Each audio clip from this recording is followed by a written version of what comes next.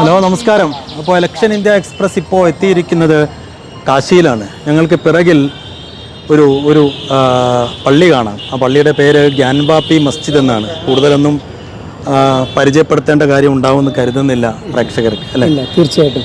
നമ്മൾ കാശിയിലെത്തുന്ന സമയത്ത് കാശി നരേന്ദ്രമോദിയുടെ മണ്ഡലമാണ്. ഇവിടെ കാശി വിശ്വനാഥ ടെമ്പിളാണ് ഇവിടുത്തെ ഒരു പ്രധാനപ്പെട്ട ഒരു തീർത്ഥാടന കേന്ദ്രം എന്ന് പറയുന്നത്.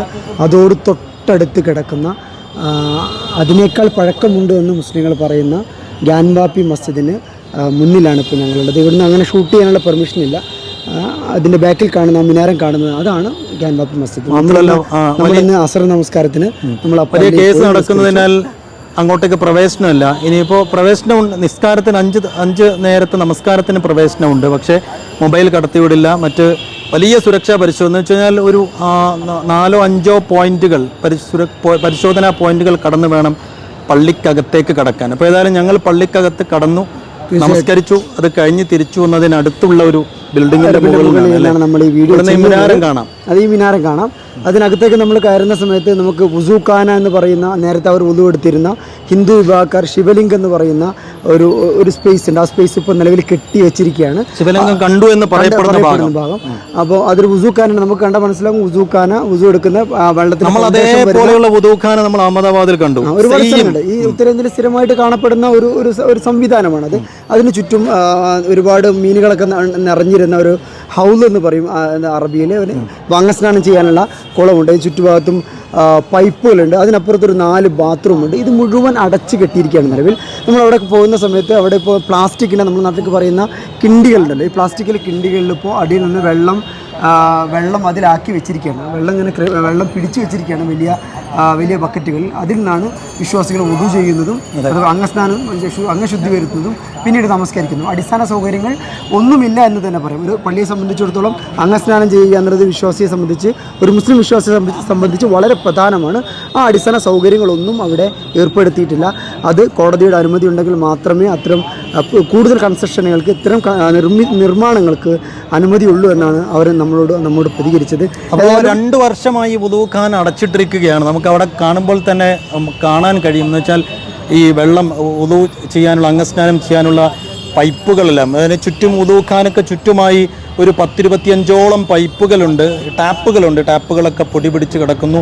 അതിനകത്ത് വെള്ളമില്ല. ഇപ്പോൾ നമ്മുടെ ഒരു സുഹൃത്തുണ്ടായിരുന്നു, പുള്ളി പറഞ്ഞത്, നമസ്കരിക്കാൻ ഞങ്ങളുടെ കൂടെ ഉണ്ടായിരുന്ന ഇവിടെ ഈ കാശിയിലുള്ള ഒരു സുഹൃത്ത്, അദ്ദേഹം പറഞ്ഞത്, അതായത് അതിനകത്ത് 1000-ലധികം മീനുകളുണ്ടായിരുന്നു. ആ മീനുകളൊക്കെ സ്വാഭാവികമായും 2 വർഷത്തോളം വെള്ളം ഒഴിവാക്കേണ്ടി വന്നപ്പോൾ അതൊക്കെ നശിച്ചുപോയി. എന്തായാലും ഞങ്ങൾ പള്ളിക്കകത്ത് കയറി നമസ്കരിച്ചു. ഒരു 10-25ഓളം ആളുകൾ, 30ഓളം ആളുകൾ അസർ നമസ്കാരത്തിനുണ്ടായിരുന്നു.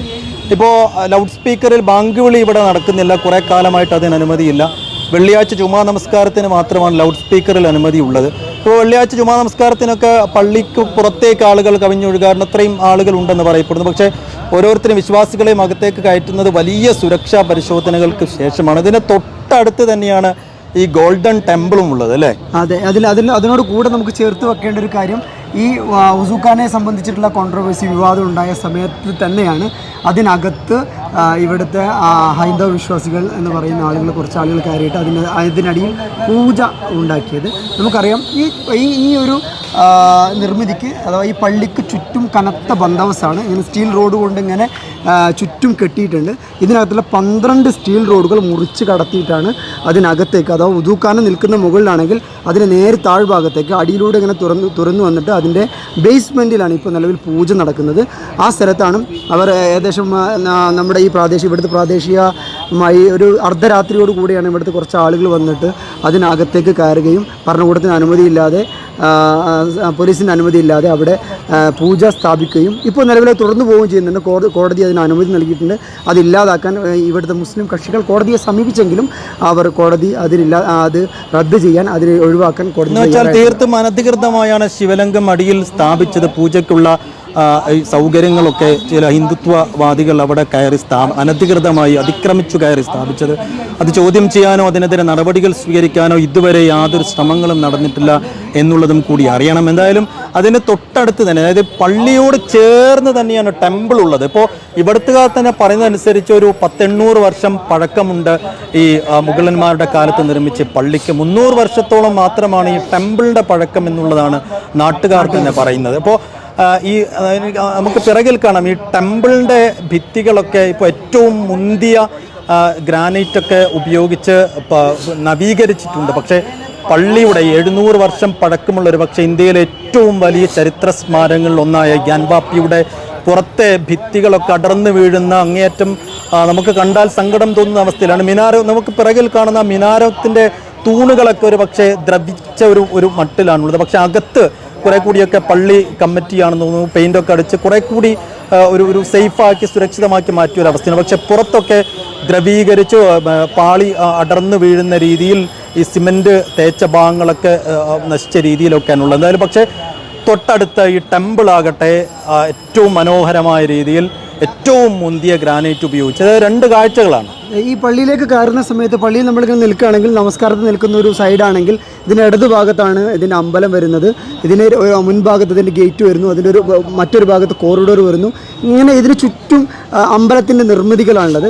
ഈ പ്രധാനമന്ത്രി നരേന്ദ്രമോദിയുടെ ഈ കാശിയിലെ ഏറ്റവും വലിയ ഫ്ലാഗ്ഷിപ്പ് പ്രോജക്റ്റ് എന്ന് പറയുന്നത് ഈ കാശി വിശ്വനാഥ ക്ഷേത്രത്തിലെ ഇടനാഴിയും ഇതിൻ്റെ ഈ പള്ളി ഈ കാശി വിശ്വനാഥ ക്ഷേത്രത്തിൻ്റെ പുനരുദ്ധാരണവുമായിരുന്നു. അത് കൃത്യമായി അദ്ദേഹം 1000 കോടി രൂപയ്ക്ക് മുകളിൽ ചെലവഴിച്ചിട്ടാണ് പിന്നിൽ കാണുന്ന ഈ നിർമ്മിതികളൊക്കെ ഉണ്ടാക്കിയിട്ടുള്ളത്. ഇത്രയും ഗംഭീരമായി ഈ ക്ഷേത്രത്തിൻ്റെ നിർമ്മിതി നടന്നുവെങ്കിലും ആ പള്ളി ഇപ്പോഴും ഡിലാപ്പിലേറ്റായിട്ട് ഏകദേശം നശിച്ചു പോകാനുള്ള, ദ്രവിച്ചു പോകുന്ന ഒരു അവസ്ഥയിൽ തന്നെയാണുള്ളത്.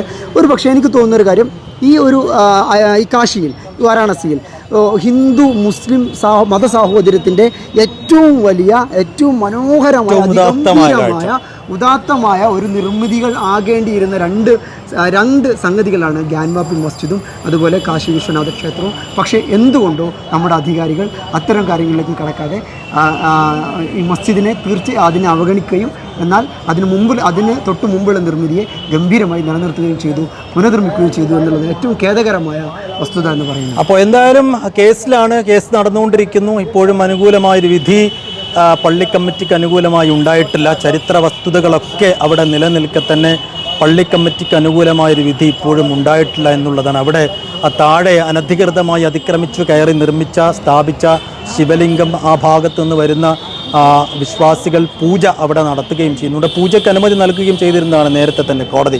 എന്തായാലും ഒരു ഭരണമാറ്റത്തിൻ്റെ കാഹളം മുഴങ്ങുന്ന ഈ ഘട്ടത്തിൽ ഏറ്റവും ശ്രദ്ധാകേന്ദ്രമായി മാറുന്ന ഒരു കെട്ടിടമാണ് ഞങ്ങൾക്ക് പിറകിലുള്ളത്. ഒരു തവണ കൂടി BJP അധികാരത്തിൽ വന്നാൽ എന്തായിരിക്കും ഈ കെട്ടിടത്തിൻ്റെ അവസ്ഥ, ഈ പള്ളിയുടെ അവസ്ഥ എന്നുള്ളത് വലിയ ആശങ്കയോടുകൂടി തന്നെ എല്ലാവരും ഉറ്റുനോക്കുന്ന ഒരു ഘട്ടത്തിൽ കൂടിയാണ് media one election India express ഇവിടെ എത്തിയത്. അപ്പോൾ ഗ്യാൻവാപ്പി പള്ളിക്ക് മുന്നിൽ നിന്നും മുഹമ്മദ് അബ്ബാസിനൊപ്പം PC Saifuddin, election India express, media one.